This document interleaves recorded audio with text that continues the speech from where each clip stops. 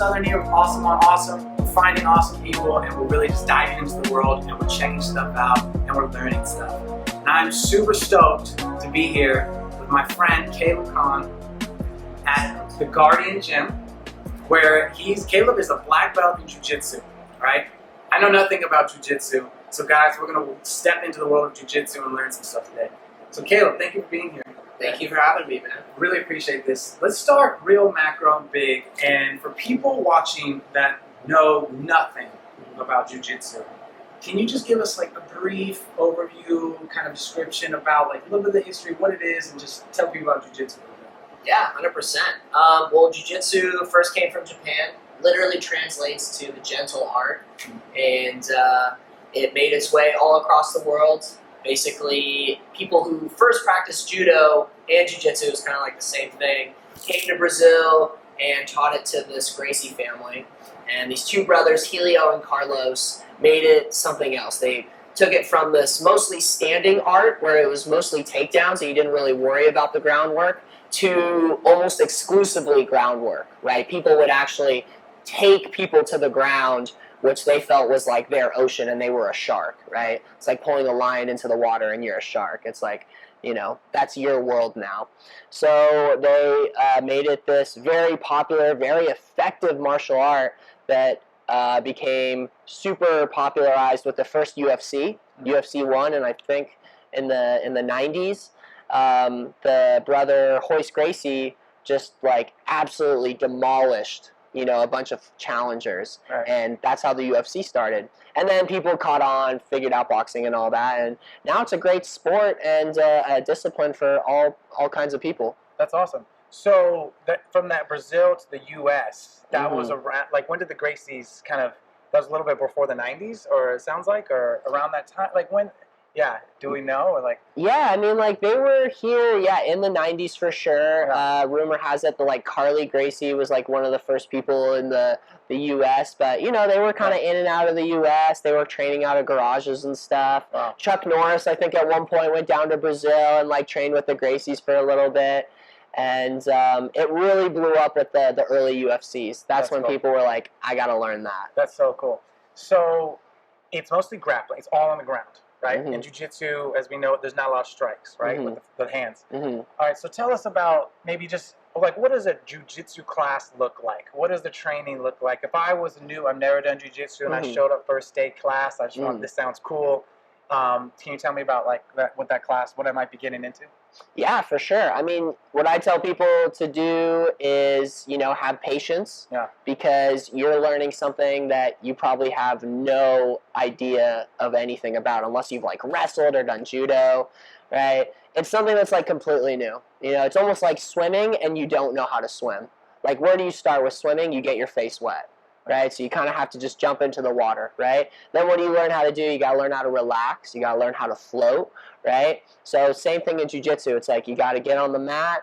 You know, you have to be comfortable first off, like in your own skin. You're not going to wear shoes. You're either going to be wearing a gi or like shorts and a t-shirt. And then I'll just teach you how to like move on the mat. I'll teach you about your body, right? It's like literally, this is your right hand. This is your left hand. This is your shoulder. Like, these are the things they do, you know? So just very, very basic stuff. Nice. Yeah. That's so cool. Cool. So now, how long have you been practicing jiu-jitsu? Jiu-jitsu, I started in 2007. So what does that make it, like 12 years now? 12 years. It was like October 2007 I signed up. And I wrestled in high school a little bit, you know. Took that, like, I wasn't very good, but I really liked it. Yeah. But yeah, I've been doing jiu-jitsu since 2007. It's been great. And so you're a black belt in jiu-jitsu, correct? So, can you tell us, like, I'm really curious about, you know, the path of like your first day in jiu-jitsu to now, black belt. I know you mentioned that you've done some like pro fights and like become competitions. So, like, for the people never done jiu-jitsu, this sounded cool. Like this grappling, the martial art, the discipline. Like, can you tell us a little bit about your experience from day one in the jiu-jitsu gym to now, 12 years later, black belt, and the history you've had about, like, what is that, like, how has that transformation been for you, both like physically, mentally? What's that look like, 12 years of martial arts?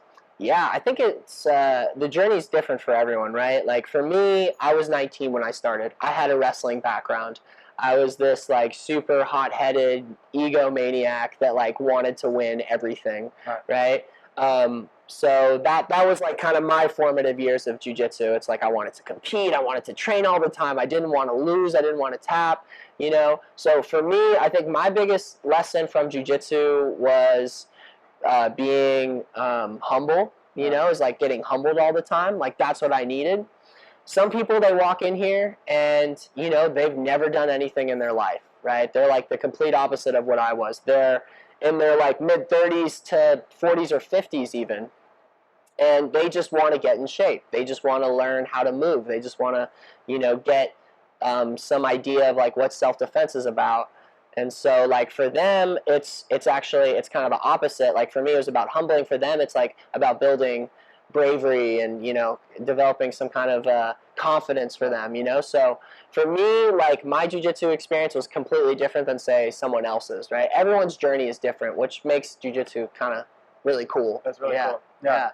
It's beautiful. Yeah, you know, I was talking with Fred before we shot this, and we were talking about, you know, I see with a lot of martial arts, boxing, sports in general, but definitely in martial arts, you know, there's a lot of beautiful metaphors that you can apply to life. You know, like you can look at confidence, stuff like that.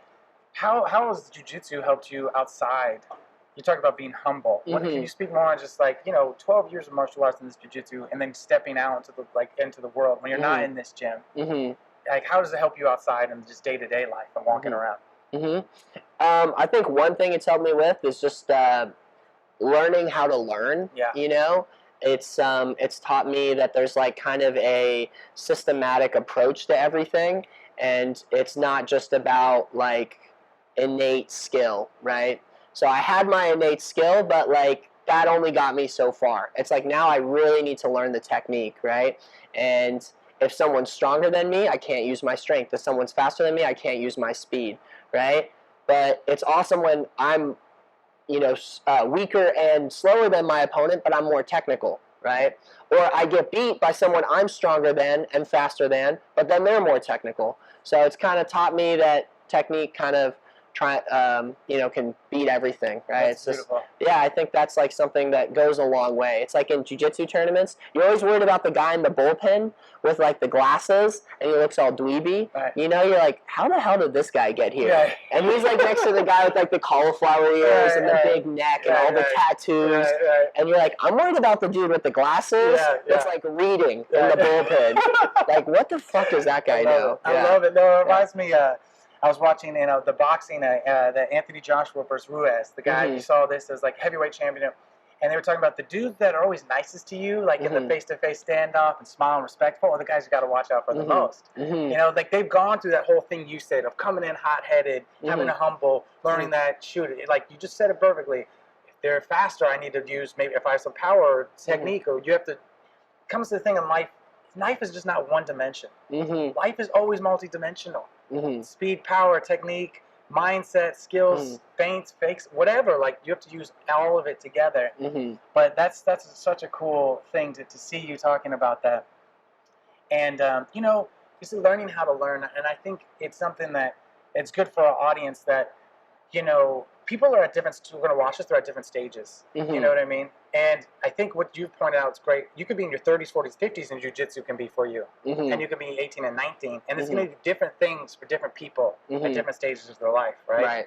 You know? And that's super cool.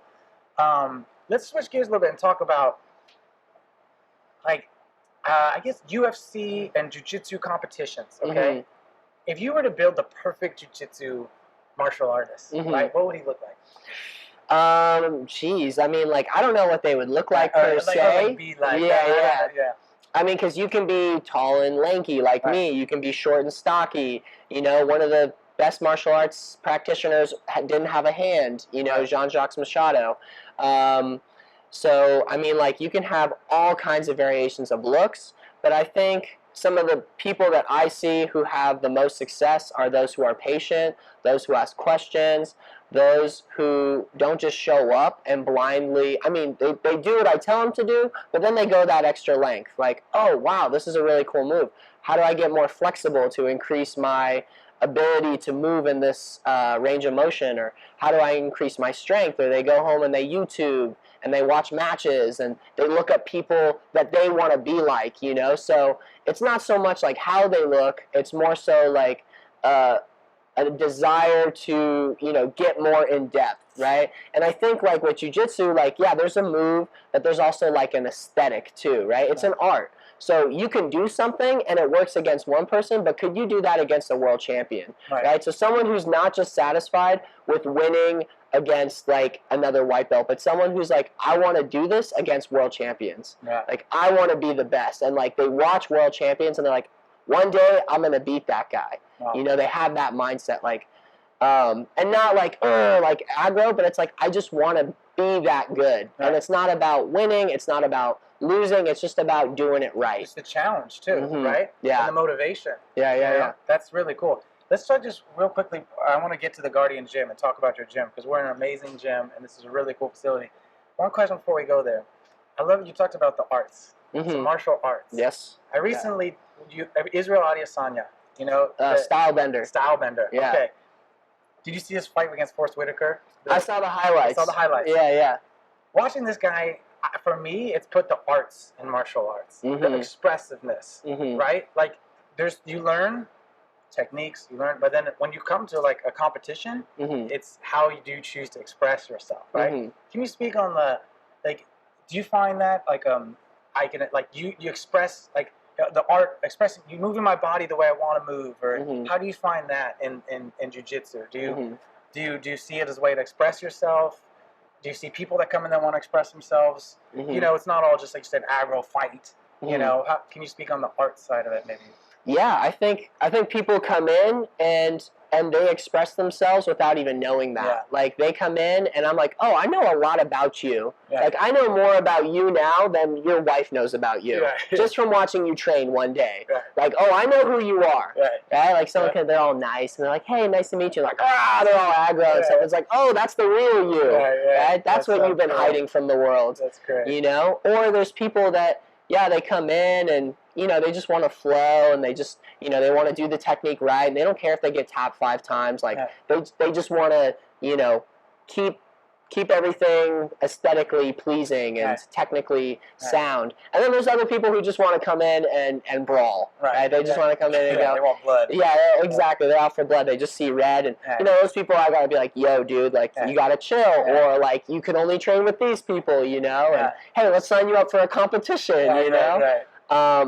That will start the humbling process. Yeah, for sure. Exactly. That would expedite the humbling process. Or the other way around, because actually something you see recently with jiu-jitsu is like a lot of trash talking online with social media and stuff. And that's like just how some people, you know, make themselves known. And like that's just who they are. And it's like, you know, oh, I see who you are a little bit. Yeah. And some people can back it up and some people can't. But I mean, the whole arts thing, it's like, you know, going back to it, it's like the way you train, the techniques you like, isn't just based on your body type, your strengths, your weaknesses, your flexibility. It's also based on your personality. Yeah. Right? Like, oh, you like these moves because you're really technical, or you like these moves because you're really athletic, and you're kind of like a shoot from the hip kind of person. Yeah, right? I always say, like, in jiu-jitsu, it's like you can separate people into hunters and trappers, right? Like people who are really hunting for moves and they're always pushing. And then there's trappers who kind of like chill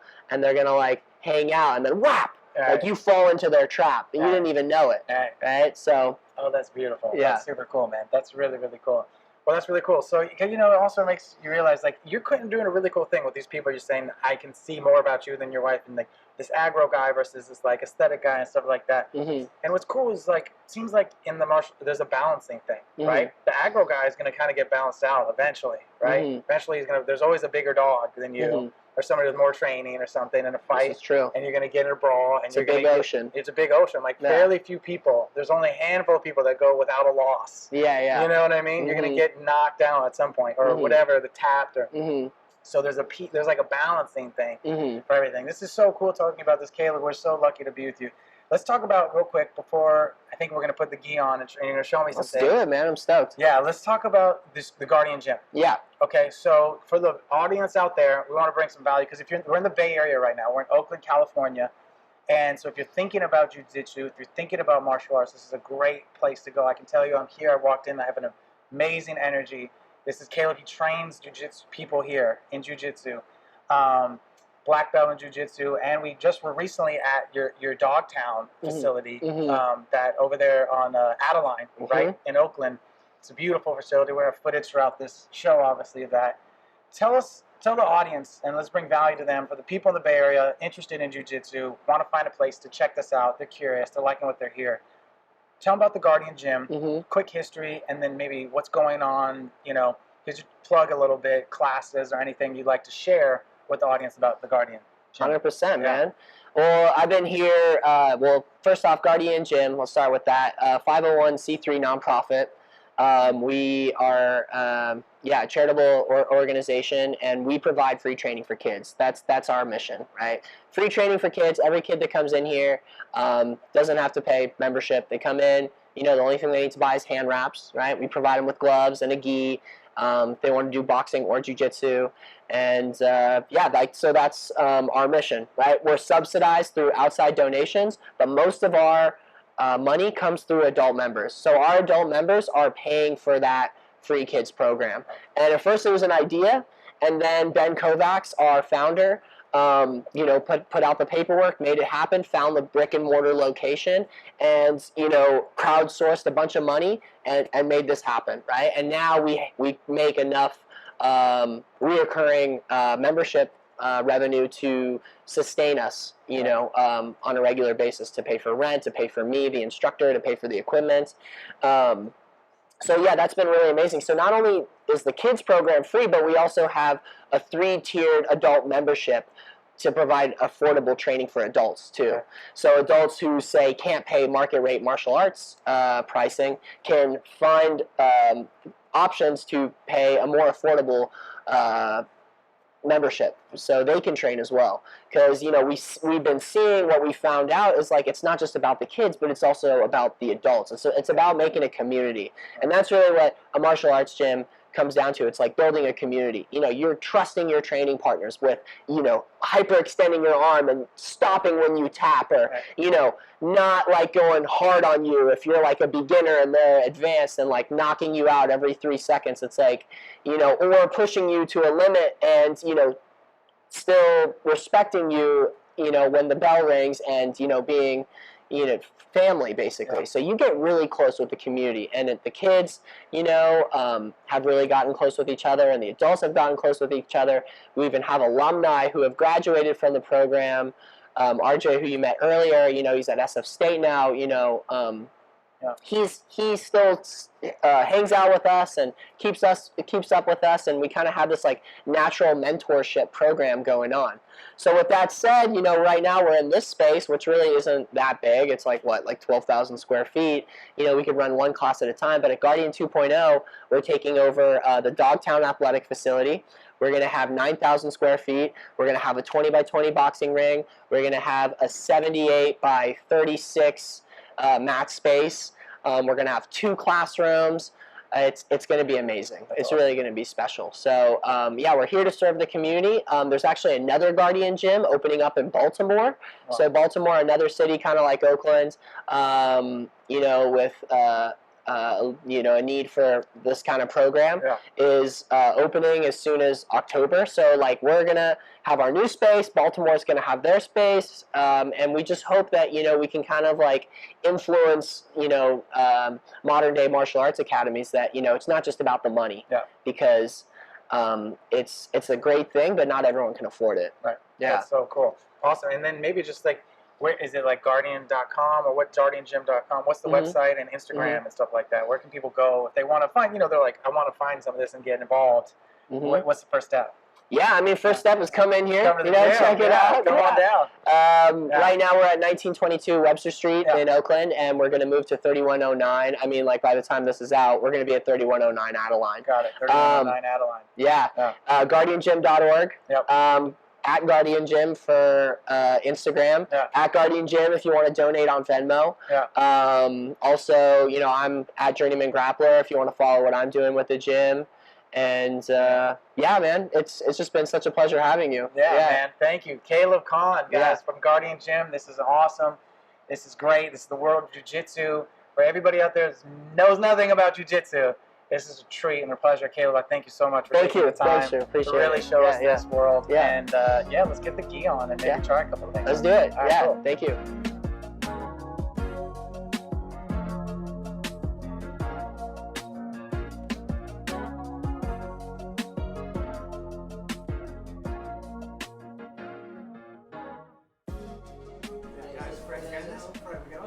This is big. Yeah, I get tapped out. I'm conscious. Am I calling you Fred? I got you. So I need to make sure you're aware. I got you. Safety word is tap, right? Safety word is Fred helping Fred. Exactly. Right, drop the camera. You know. But yeah, you just say tap, right? Yeah. Just give me a little tap, right? Yeah. Just that's gonna let me know. Oh, okay, let go. Right, and that's like ultimate respect. Like if someone taps, you go, let go. You just let go, right? That's it. And then, yeah, so then you win, right? So right here, I'm just going to pull you in. I'm going to sit on your lap right here. And this is called closed guard. So I'm going to lock my legs and you'll sit back, right? Because you want good posture, right? So, exactly. And I want to pull you in, okay? You think about like a self-defense situation, like if you were striking me, like I would want to pull you in here, right? Exactly. So you can't, like here, you can't really punch me. But if we're here, like now you're going to fucking be wailing on me, and that's not good. So this is never good. You never want this kind of space where I have leverage or anything like that. In a self-defense situation. So self-defense situation, I'd be pulling you in, right? I'd be holding you here, right? So it'd be hard for you to land some strength. And then this side, like you can't, like maybe you're like getting little somethings, but but then you're here, like this is bad. This is bad for me. So any kind of self-defense situation, I'm gonna pull you in, right? But it just so happens you're wearing this gi, right? So this gi, you can use it to like, you know, pull on and yank and turn and stuff like that. So right now I'm going to use it to set up a choke, okay? So this is basically the lapel, right? It's like a nice piece of rope. Now we're full jiu-jitsu. Exactly. Yeah, so here, like you would want a good base because I might sweep you, I might knock you over. You want to have your hands in between me right here. So if I try to pull you in, you can push, right? So here, like, yeah, you can push me away. So you have frames to hold up your posture, right? If I try to come up, like you can push me away, right? Exactly. Cool? So what I'm going to do is I'm going to get a cross collar grip, okay? So open up your lapel, and my cross hand is going to come in nice and deep. I'm just going to kind of like feed right here, okay, right there. So right now the blade of my wrist is kind of on your neck, right? It's like the hard part of my wrist, right? We have one hard part and then the other. So I'm going to have my thumb side right here, okay? And I'm going to kind of open up, and then this hand will come underneath, right? And go nice and deep, right? So you can kind of feel it right here. On either side of your neck, you have a carotid artery, right? Big veins that go to your brain. And what makes people go to sleep is not the trachea, but cutting off blood supply. Right? And that's why you tap first. Yeah. We're not looking for that free high today. No. Red. Feels good though, you know, you go to sleep. Right, if I start passing out, you better jump in. I got you. Send help. 1922 Webster Street. That's where I'm at. Mom, I'm at 19. So first one, and then the second one right here, and then I'm going to pull you in, and I'm slowly start to squeeze. Yeah. Feels good, right? Yeah, let's go. Nice That really works. Yeah. That's amazing. So like with that, you know, it's like that doesn't take a lot of strength. I'm not, you know, I'm like just easing into it. Got it. Cool? Let's have you try it. Okay. All right. This is cool. Yeah, for sure. Okay. So right here. So, and this is half guard? This is at full guard. Half guard's another thing. Okay, so full guard is when you got your legs like completely around. So first thing, do I want to grip around like that? Yeah, so you want to have a nice tight closed guard. So yeah, and then you're gonna like literally go ahead and just sit on my lap. So I'm kind of gonna pull you in. Yeah, right. Right, and then watch this. You with your legs, you can like pull me forward. Right. Right. So if I'm trying to strike you, pull me forward. Boom. Right. Something like that or whatever. Yeah. Okay. Right. Yeah. So that's the first thing. So now what you're gonna do with this hand? So you want to squeeze to like kind of control it for me? Not so tight. It's more so like you see the space right here. Yeah. Really, right here. That's it. Nice and tight. There you go. So yeah. So it's like it's more about the structure and the seal, right? It's not about how tight you're squeezing. It's just that there's like no space there. Okay. So take this hand, open this up, and then this one nice and deep, super deep. And you're gonna like reach though, like come onto the shoulder and really nice. Right. So that's the first grip. Now you're gonna open this up, and you're gonna do the same thing with this hand, deep. Oh fuck, this is gonna be tight. You gotta tag like a little bit deeper. Nice, and then make sure the blades of your wrist, like this part, is facing like exactly, palms up. Right. So you have the blade on either side. So now you're gonna pull me forward, and you're gonna squeeze it. Bring your wrist together. That's it. That's awesome. Right tap. Yeah. Full flag, go to sleep. Night mode. Yeah. That's crazy, man. They really are like this. This is the blade, right? What you're talking about, blades? Exactly. Wow. Yeah. It's like a, what's that called? Like a guillotine or? No, what's the name of it? Is it a specific choke or Cross collar. Cross collar choke. Cross collar choke. Yeah. That's awesome, man. Yeah, man. That's great. Yeah, for sure. Learn. Try one more time? Yeah, let's do it. Yeah. On your elbow, nice and deep. Other one, nice and deep. Alright. Big squeeze. Yep. Squeeze.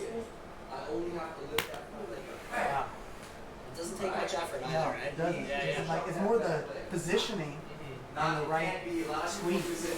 Not the I found myself trying to like do it too tight, but then I realized it's just getting that where it is on the neck. Right. That's amazing. You got that really good. You've done this a couple times. It works, man. You fuck to pass out. Yeah, for sure. You do in the head rush. I felt that. I was like, Yeah. And then, so like, here's another little thing. So like, let's say I stand up, right? Like, I stand up in the guard, right here. So first off, walk your legs around, right? Keep them locked up. And I'm gonna stand up right here, boom. Like I'm trying to open your guard, right? Now you're gonna grab my ankles, right here. You're gonna open your guard. So let go and drop your hips. Boom, right there. Make sure nothing's behind me. So now, hold on to my ankles and push with your legs. Push. Right, now you can sweep. Now you can push the mat away with one hand. Right, and you can come on top of me. Boom, to get your knees on the mat. Boom, 1, 2. Right, and now it's like, oh, I'm really screwed now. This is called Mount. Yeah, this is full mount. Yeah. It's bad for me. Right. There's nothing good here for me. Right. This is all bad. Yeah. This one is called, this way UFC is ground and pound. Yeah, exactly. And I'm just, So here's same thing. Like I try to pull you in, get your hands on the mat so you can punch, and then maybe you try to punch with this hand. And I can trap this, and then like bridge and roll you got there. Yeah. Nice. Yeah. Roll some for you. Cool, man. That's great, dude. Yeah, for sure. Wow. There's a lot there. It's a whole world. Yeah, it is. They call it, like, I know in UFC, there's like levels. Mm-hmm. And that level is the whole world. Yeah, and sometimes, you get those mismatches, and, you see a jiu-jitsu person take down a striker to the ground, and then it just looks like they're drowning. They're just, like, drowning. Like Khabib, that guy Khabib, He's the best, right? Best right now. He's like 28-0. He has it all. He's got the wrestling, he's got the jiu-jitsu, striking's getting better, but it's enough to get him by. Right? But once he gets that to the ground, it's amazing. Actually, let's talk about, I think the audience would really want to know this. Yeah. You talked about, you got 3, you were telling me 3, what do you call those fights? It's Fight to Win Pro. Fight to Win Pro. 3 of them. Can you tell us, like, the last fight you went on that? Just a little bit about how it went, what happened, your approach. For sure, So I was fighting this guy, Jeremiah Labiano, who's a Bellator MMA fighter, and he has one hell of a highlight reel. He's super good and athletic, and he like picks guys up and slams them on the ground, which is legal in this Fight to Win series. No strikes, but you can slam. So I'm like, fuck, dude, like, I don't want to end up on this highlight reel. My mom's gonna be there. Like, she's gonna freak out if I get slammed. So I'm like, I need to take this to the ground as soon as possible, right? And I need to get to my position, right? So I used like the lapels to like leverage and like control them a little bit because you can find all this leverage right here. And I just got him down to the ground as soon as possible. And I got him into a position where I like to leg lock people, right? Because jiu-jitsu is art of the gentle art. Okay? It's about finding your opponent's weakest point, like a joint or a neck, and attacking it with your biggest strength, right? And you don't have to be big and strong, but you just need to be stronger than whatever your attack is. It's hard enough to find that. I can't like push you because you're bigger than me, so maybe like I can push you and you push me back, right? And then I'll take your back or something. You know. So it's just like finding those angles, right? And so I like to go for the legs, right? So I got to the leg and I was just yanking on him and going for him, and this dude would not tap. His coach is saying, like, don't tap to that shit. And I'm like, shut up. But time ran out. Judges gave me the decision, unanimous decision, and I ended up winning it. That's awesome. He was getting all frustrated in it because I had him in these leg locks. And he's like, come on, let's go, let's fight. I'm like, no, dude, like, you're in my world right now. Love that. That's so cool, man. That's so cool. So, I got the win on that one, and you know, mom was okay and everything. Didn't get slammed. That's so cool. So, man, was he just like, and so you put him in pain and he was just dealing with it? Or is it like, how, like, were there a couple of them you felt like this guy could tap here and you just did it? For sure. Yeah, it was even a point where I'm like, you know what, I'm just going to commit all my strength to this submission. And I don't know what it was. Maybe my angle wasn't quite there. He was just so strong and stubborn. He just didn't want to tap in front of the crowd, probably. The lights and 300 people there. It's just like, you know. So, it was decision. I took it. Those are all that points. Like people say, you take down, do they judge him like, oh, that's a good hold and stuff like that? Well, I mean, like, he didn't do anything. So I had my entry, I got him into a control position. I went through my, you know, submission attempts. You know, he didn't have anything. Yeah, I controlled the fight. So basically, it was just like, yeah, you can't really do it any other way. Yeah, there was nothing for him. That's so awesome. That's so cool. Do you have any plans for any other ones coming up, or what? I just went through a big injury, and you know, I'm coming back, and the next thing would be the World Championships in Anaheim at the end of December. It's called No Gi World, so it's like you wouldn't wear a gi. It would be like shorts and a rash guard kind of thing, and you could only hold like the arm or like, you know, the limbs rather than like grabbing the material. So it's more like kind of wrestling meets jiu-jitsu, which has become more popular recently. Just because the gi, it's like, dude, you train 5 times a week, that's 5 gis you gotta wash. Gotcha. It's insane amount of laundry. Totally. I didn't think about that. Yeah, a lot of laundry in jiu-jitsu. Getting really good at laundry. Because it's part of the grappling. It's grabbing this. Yeah, it's grabbing the gi and stuff like that. I mean, I think traditionally, like, the reason why you wore it is like samurai wore armor. So it's like, how do you grab someone's armor and use it against them? Interesting. You know, that's what it was all about. I mean, jiu-jitsu is about like, oh, you drop your sword, you know, how do you defend yourself, you know, on the battlefield? And then it came into this like, okay, how do we make it so we can train with each other really hard, but without like destroying each other? Because you can't spar if you're like, okay, eye pokes and fish hooks and stuff. It's like, okay, no eye pokes, no fish hooks, right? No groin strikes. Okay, even punching and kicking can be very, very damaging. So it's hard to go 100% with those every day. But then, you know, with grappling, it's like, okay, we can go really hard every day and not destroy our training partners, which are so valuable to us, or ourselves, which is very valuable too. That's amazing. That's a great point. And then you tap and you stop. Totally. So it really becomes an emphasis on the techniques and the skills, the mental, I mean the conditioning too, but knowing like you just did 2 seconds ago where you're like, oh, I can just take your back like that in 5 seconds, you know? Because you know that, and you practice that, and you have that down, and you can see that. Where somebody like me is like, with white belt doesn't know any of that, and be like, what? And you know, it happens so fast. That's really, really cool. Well, that's so exciting. So there's potentially more fights for you in the future, and man, this is just such an awesome opportunity. I mean, thank you for showing me some moves, Thank you so much, man. Like, seriously, you look good in the gi, honestly. Thanks, I like it. You know, I feel good here. This is, you know, I didn't get choked out too fast. I'm afraid didn't have to save my life. I didn't have to jump in there. Man, this is a great spot, guys. The Guardian Gym is super awesome. We just did some actual jiu-jitsu here my first time. And thank you to Caleb for not totally choking me out, but showing me the experience, and I felt it. And the basic rules, it's a beautiful, beautiful martial art. And I can see how you've taken to it, and it's amazing to see you just doing